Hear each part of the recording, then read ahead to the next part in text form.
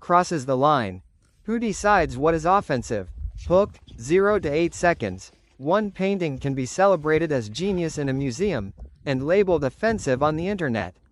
So who decides the line? Art has never been just about beauty. It has always been about reaction. And reaction depends on one thing that keeps changing over time: culture. What one era calls sacred, another calls scandalous. What one society calls expression, another calls offense. So the question is not whether art is offensive. The question is, offensive to whom, and when? Throughout history, museums and institutions have acted like gatekeepers.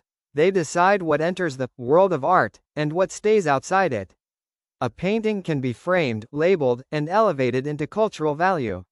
Or it can be rejected entirely, dismissed as inappropriate, dangerous, or unnecessary. But those decisions are never purely artistic. They are shaped by politics, religion, public pressure, and fear of reaction. Take museum controversies across history. Works that included nudity, violence, or political symbolism have repeatedly triggered backlash, sometimes removed, sometimes covered, sometimes reinterpreted decades later as masterpieces. What changed wasn't always the artwork. It was the audience. Because offense is not fixed. It moves with society. A symbol that feels harmless in one decade can become unacceptable in another.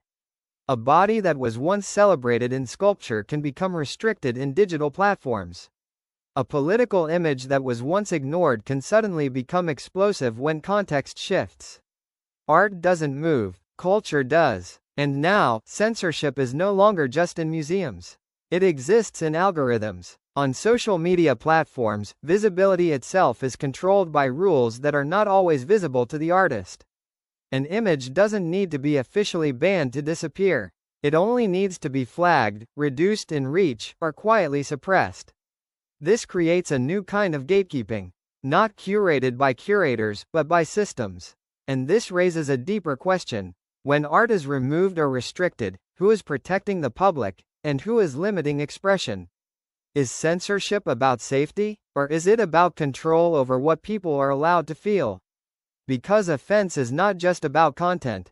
It is about interpretation. Two people can see the same artwork and walk away with completely different emotional reactions.